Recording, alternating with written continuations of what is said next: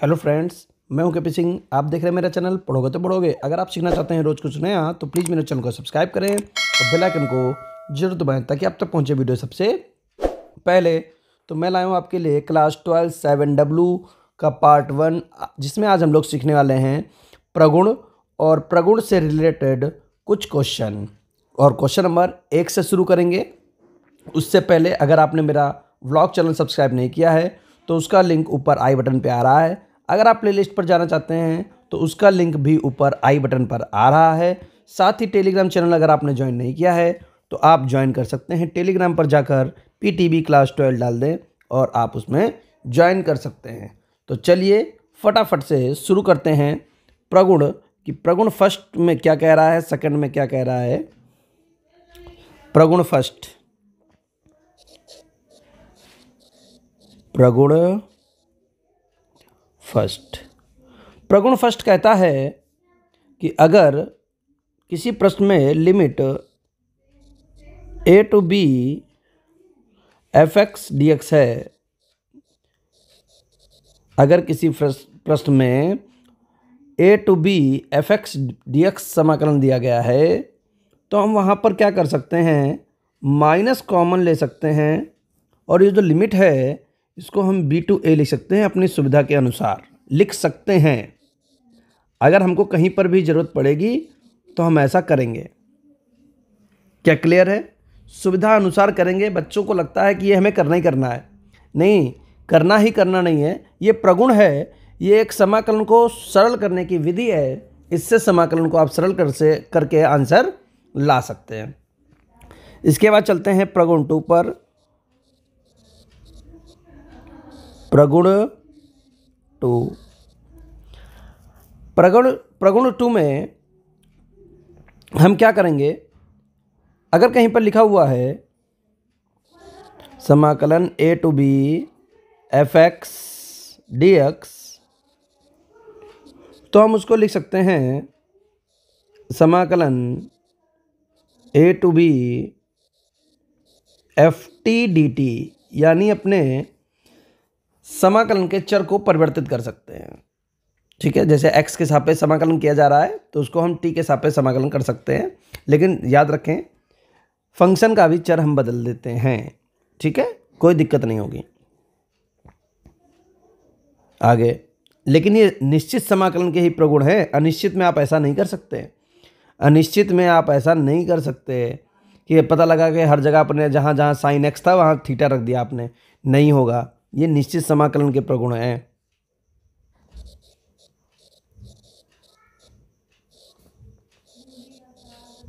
प्रगुण number 3, a to b fx dx। अगर ऐसा लिखा हुआ है तो आप अगर इसको तोड़ना चाहते हैं तो लिख सकते हैं a to c fx dx plus c to b fx dx।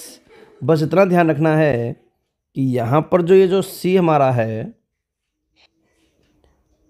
ये a और b के बीच में होना चाहिए, यानी a से बड़ा होगा c परंतु b से छोटा होगा। ठीक है, अगर कहीं ज़रूरत पड़ेगी तो हम प्रगुण नंबर 3 लगाकर इसको कर सकते हैं।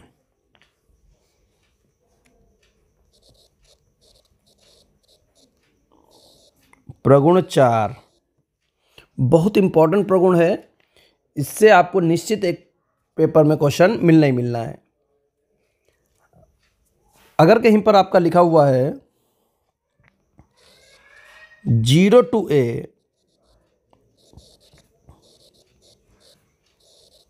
fx dx तो आप उसे 0 to a f a minus x लिख सकते हैं। याद रखिए, अगर 0 to a है fx dx है तो उसे आप समाकलन 0 to a f a minus x dx लिख सकते हैं। ठीक है। प्रगुण 5,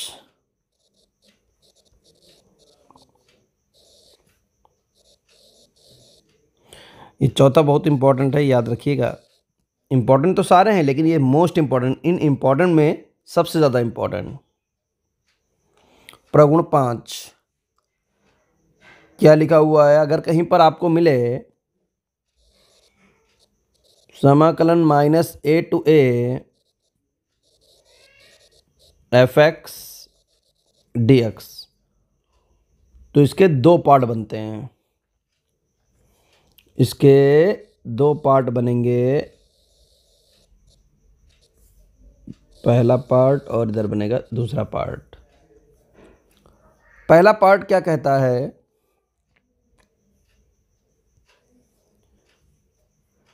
कि अगर कहीं पर आपको लिखा मिले कि भैया -a to a fx dx, यहाँ पर भी लिखा मिल सकता है -a to a fx dx। और आप यदि चेक करें, यदि f -x बराबर -fx आ जाए, यानी आप चर का चिन्ह परिवर्तित करें और पूरा चर, पूरे फंक्शन का चिन्ह परिवर्तित हो जाए। केवल चर का चिन्ह परिवर्तित करने पर पूरे फंक्शन का चिन्ह परिवर्तित हो जाए तो आप कह दीजिएगा तो यह एक विषम फलन है, विषम फलन होगा। और अगर ये विषम फलन है तो इसका मान क्या हो जाएगा? आप डायरेक्ट लिखेंगे -a to a fx dx बराबर 0। क्लियर है? अब दूसरे पार्ट पर आते हैं। यदि f -x, ये f बना हुआ है, यदि f -x, तो क्या करेंगे आप? हाँ, बराबर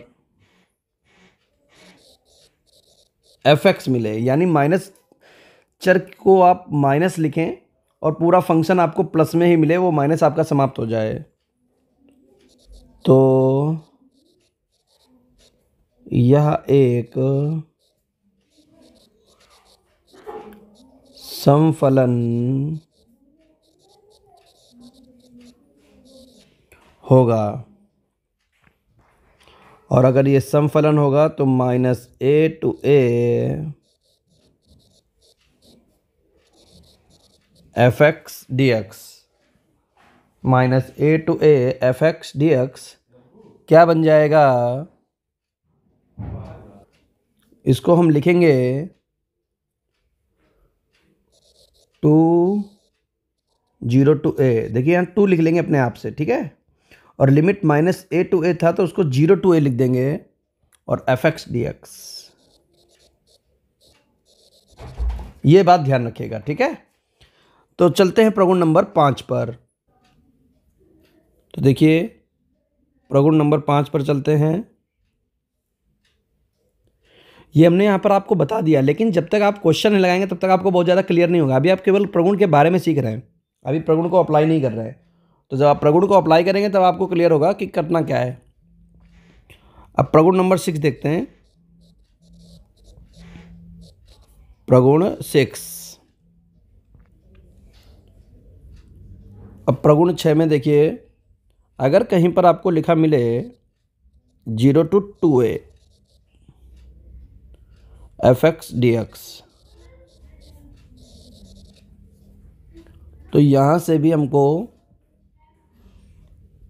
दो चीज़ें मालूम होनी चाहिए कि अगर हम यहाँ पर समफलन और विषम फलन चेक कर लें तो प्रश्न को बहुत आसानी से लगा सकते हैं। तो देखिए इसके भी दो पार्ट बनेंगे।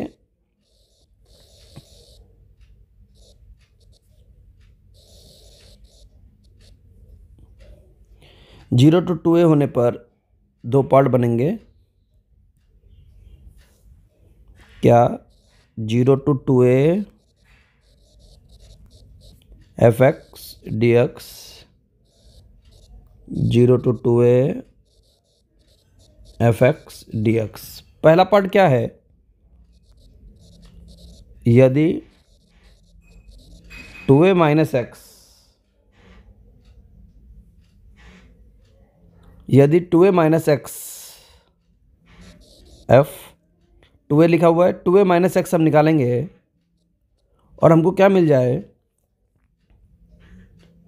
माइनस का एफ एक्स मिल जाए, तो यह एक विषम फलन होगा। तो यह एक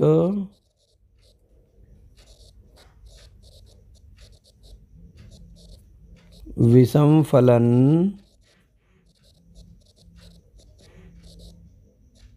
होगा। और अगर ये विषम फलन होगा तो हम डायरेक्ट क्या कह देंगे? 0 to 2a F x D x बराबर 0।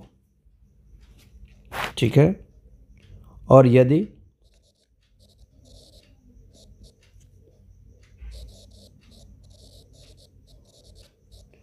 टू ए माइनस एक्स बराबर एफ एक्स,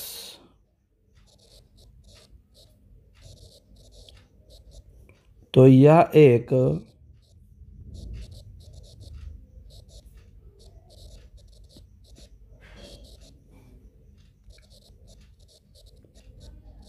समफलन होगा।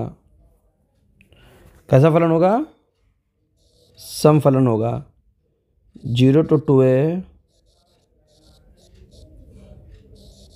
एफ एक्स डी एक्स बराबर, अब इसमें हम क्या करेंगे? अगर समफलन होगा तो हम क्या करेंगे? 2 आगे खींच लेंगे और 0 to a लिखेंगे और एफ एक्स डी एक्स लिख देंगे। यानी जो लिमिट है ना, इससे 2 बाहर निकाल लेंगे। ठीक है। और यहाँ पर a लिख देंगे, याद रखें। और ये जो 2a माइनस एक्स है, 2a का मतलब होता है अपर लिमिट, यानी जो अपर लिमिट है उसमें से x घटाकर लिखेंगे यहाँ पर। तो ये कुछ हमारे 6 प्रगुण है। ठीक है। इन्हीं 6 प्रगुणों का इस्तेमाल करके हम 7W के सारे क्वेश्चन लगाएंगे। ठीक है।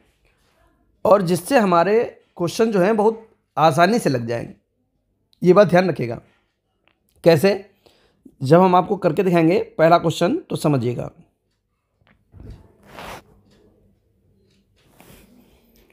क्वेश्चन नंबर 1 में क्या कह रहा है?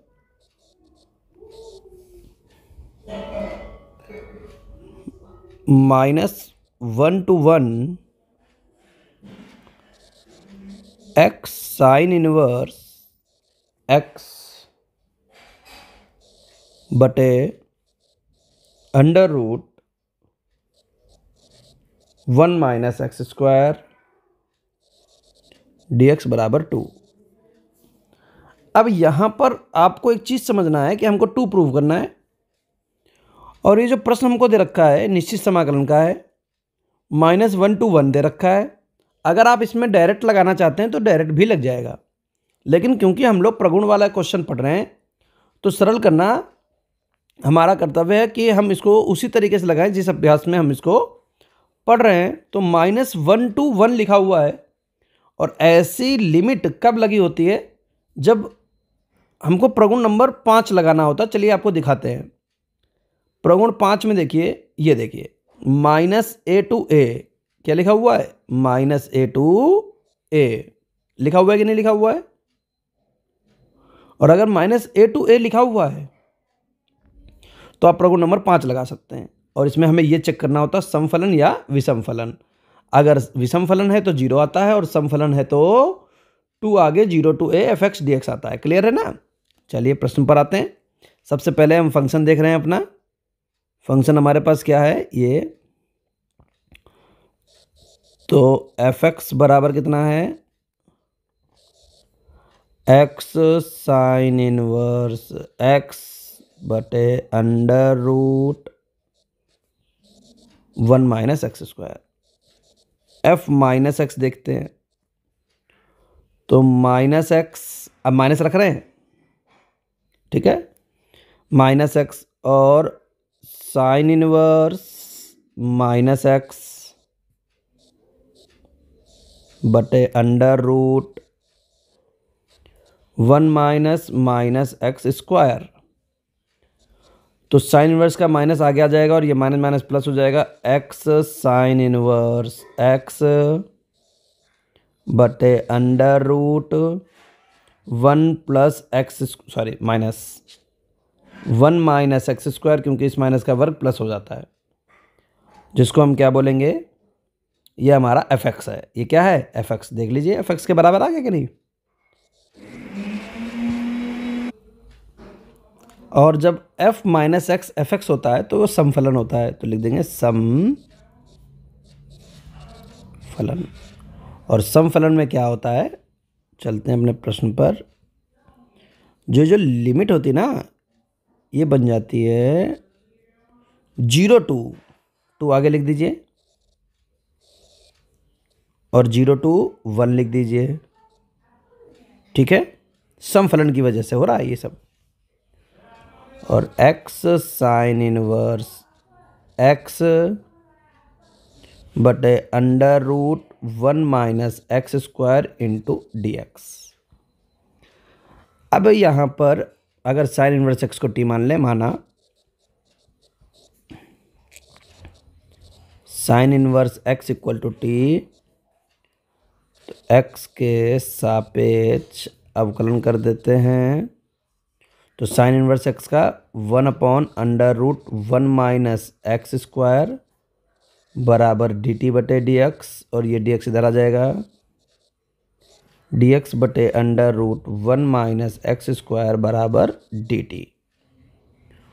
और जब x का मान 0, जब x का मान 0 तो t का मान भी 0, और जब x का मान 1 तो t का मान पाई बाई 2।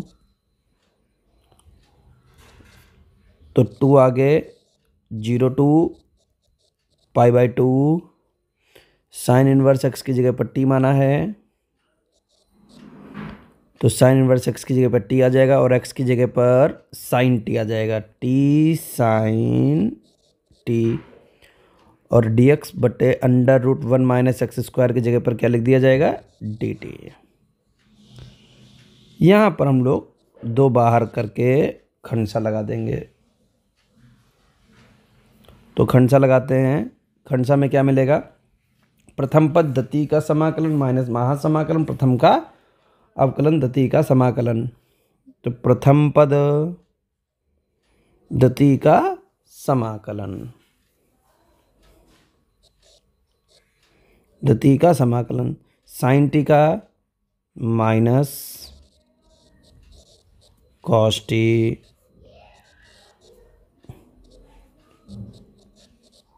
हाँ 2 आगे, प्रथम पद दती का समाकलन माइनस महासमाकलन, और ये जो 2 है वो 2 यहाँ पर भी आएगा, ठीक है, माइनस महासमाकलन प्रथम का अवकलन, टी का अवकलन तो 1 हो जाता है, 1 छोड़ दीजिए, और साइन टी का minus cos T D T, minus T minus आ गया 2 ये, और इसको संतुष्ट कर दीजिए upper minus lower, pi by 2 cos pi by 2 minus 0। यहाँ 0 रखेंगे तो पूरा 0 हो जाएगा, ये अपर माइनस लोअर से संतुष्ट कर दिया, प्लस 2 कॉस टी का साइन टी,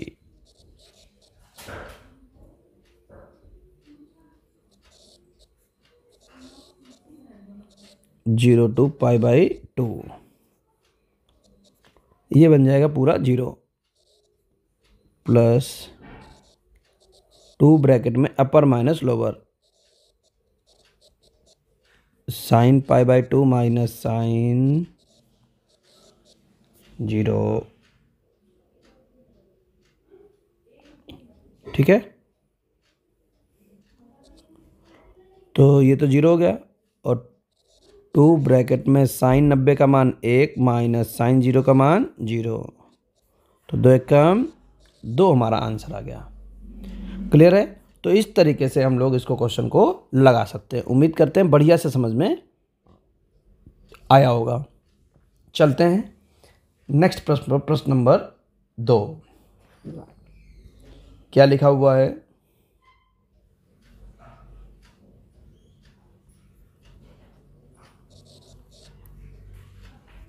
प्रश्न number 2, 0 to π/2 cos square x dx। इसको सबसे पहले i मान लेंगे। i बराबर 0 to π/2 cos square x dx। और i मानने के बाद इसको समीकरण नंबर फर्स्ट मान लेंगे और इसमें हम लोग प्रगुण 4 लगाएंगे। तो क्या लिखेंगे? प्रगुण 4 से, प्रगुण 4 से। तो प्रगुण 4 क्या होता है? प्रगुण 4 से हम किसी भी समाकलन में 0 to π/2 होने पर cos स्क्वायर π/2 माइनस x लिख सकते हैं। ठीक है, और इतना लिखने के बाद इसको थोड़ा सा हल करेंगे तो i बराबर 0 to π/2 और ये बन जाएगा साइन स्क्वायर x। ये बन जाएगा समीकरण नंबर सेकंड। अब समीकरण फर्स्ट और सेकंड को जोड़ देंगे। समीकरण फर्स्ट प्लस सेकंड, समीकरण फर्स्ट प्लस सेकंड को जोड़ेंगे तो हमारे पास आंसर क्या आएगा? जब जोड़ेंगे तो इधर i और i मिलकर क्या बन जाएगा? 2i बन जाएगा। 2i बराबर 0 to π/2 cos square x dx, 0 to π/2 sine square x dx। 2i बराबर 0 to π/2 और ये बन जाएगा sign square x plus cos square x into dx। तो 2i बराबर 0 to π/2 1 dx और ये 2i बराबर 1 dx का x और लिमिट लगा देंगे 0 to π/2। 2i बराबर π/2 और i बराबर हो जाएगा π/4। तो इस तरीके से ये i का मान हमारा आ जाएगा π/4। उम्मीद करते हैं कि आपको समझ में आ गया होगा। चल देते हैं प्रश्न नंबर 3 पर। प्रश्न नंबर 3 में देखते हैं। प्रश्न नंबर 3 में क्या कह रहा है? लिमिट है 0 to 1 x 1 माइनस x की होल पावर 4 इंटू dx बराबर 1/30। तो RHS लगाएंगे और यहाँ पर ये देख लीजिए साफ साफ कि 0 to 1 दे रखा है। प्रगुण नंबर 4 हम लगा सकते हैं अगर हमें कुछ दिखाई देगा तो बिल्कुल अगर प्रगुण नंबर 4 लगा दें तो ये जो पावर है ये उठकर इस पर आ जाएगी और पावर इस पर आ जाएगी तो ये होल पावर खोलना आसान हो जाएगा ना, क्वेश्चन हमारा लग जाएगा। तो क्या करेंगे? प्रगुण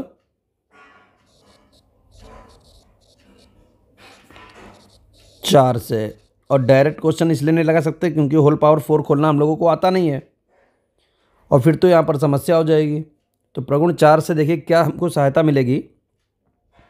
प्रगुण 4 कहता है कि आप किसी भी फंक्शन को 0 to 1 अगर लिमिट है तो आप अपर लिमिट माइनस एक्स लिख सकते हैं। यहाँ पर भी 1 माइनस एक्स है ना, तो -1 प्लस एक्स, एक्स की जगह पर 1 माइनस एक्स लिखा है, माइनस अंदर गया इसलिए 1 प्लस एक्स दिख रहा होगा आपको, कि पावर कितनी है 4 into D X. 0 to 1, 1 minus X plus 1 minus 1 cut जाएगा, एक्स की power 4 into D X. 0 to 1, X की power 4 into D X minus 0 to 1, X की पावर 5 इंटू डी एक्स। अब इसका समाकलन कर दीजिए। एक्स की पावर 4 का समाकलन, एक्स की पावर 5/5 लिमिट लगाएंगे 0 to 1 माइनस एक्स की पावर 6/6 लिमिट लगा देंगे 0 to 1। तो 1/5 आगे और अपर माइनस लोअर, 1 की घात 5 माइनस 0 की घात 5, 1/6 आगे, 1 की घात 6 माइनस 0 की घात 6। तो 1/5, यहाँ पर 1 बचेगा ना, 1/5 माइनस 1/6, आंसर आ जाएगा 6, 5 छंगा 30, 5 छंगा 6 कम 6 माइनस 6 पंचे 5 कम 5, 1/30।